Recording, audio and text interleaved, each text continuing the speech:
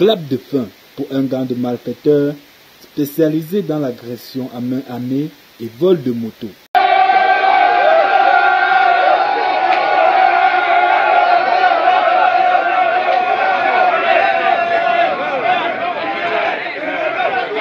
Ambiance inhabituelle à la compagnie de gendarmerie de Tchang.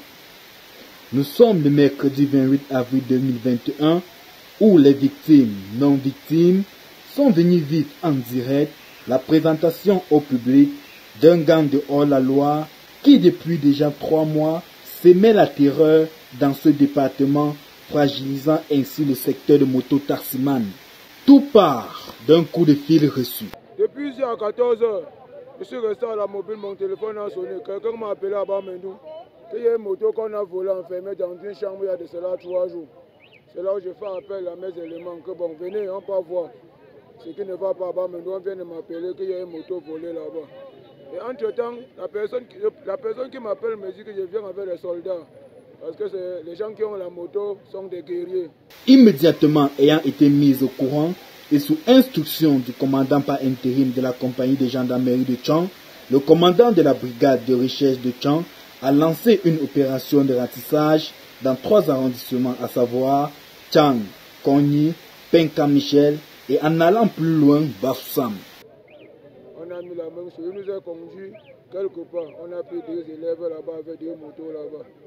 On les a ramenés ici là. Il a dit ceci.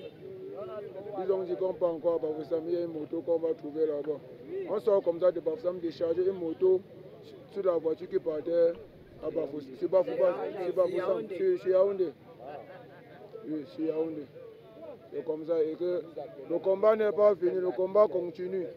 Grâce à la collaboration de quelques motos taximan, cette opération aura permis de saisir près d'une dizaine de motos et de neutraliser 4 suspects ayant en leur possession une arme à feu, une machette et 2 poignards.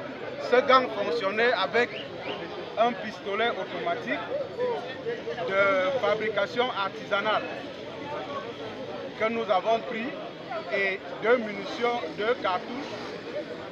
Ils avaient 2 cartouches.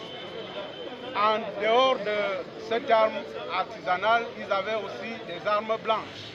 C'est ainsi qu'il y avait une machette, 2 couteaux de type poignard.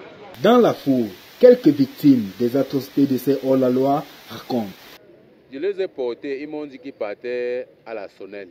Je les ai portés, ils étaient à 2. Je les ai portés, on est arrivé à la place de Fête de Tchang.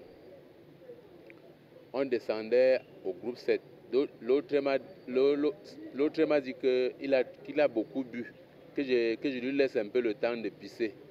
Après avoir descendu, il me dit, celui qui me suivait, celui qui était au milieu, il me dit que je lui laisse aussi, il pisse, qu'ils ont trop bu.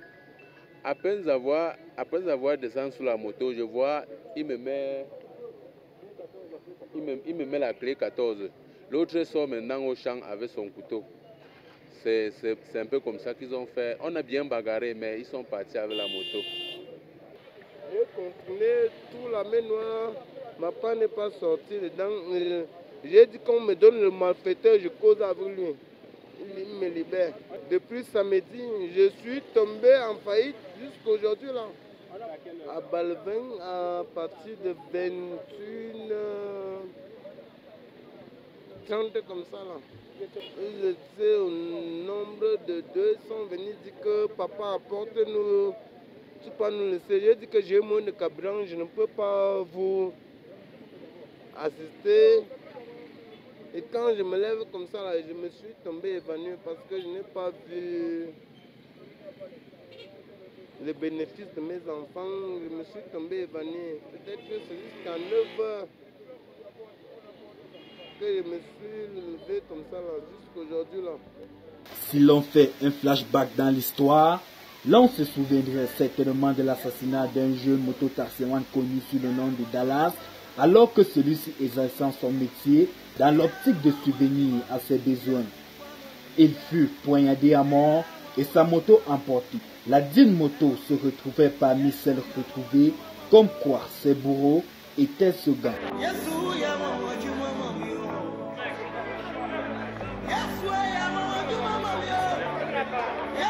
Nous n'avons aucune excuse pour des gens qui n'ont aucun respect pour la vie humaine.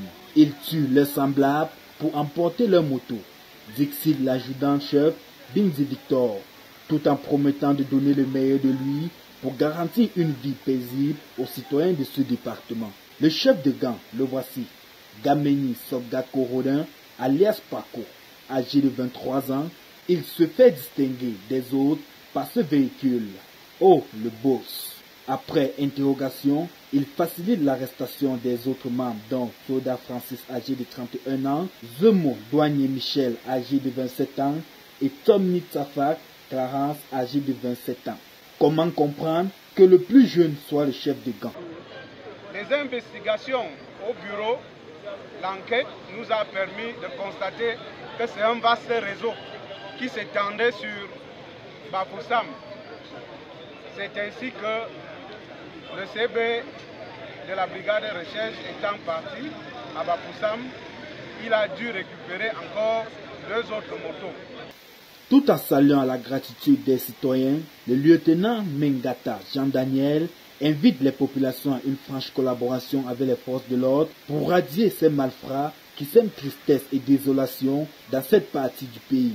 Il prescrit aux brigades de la Ménoire vigilance, le renseignement prévisionnel, la lutte contre le grand banditisme en dehors des missions régaliennes de la gendarmerie.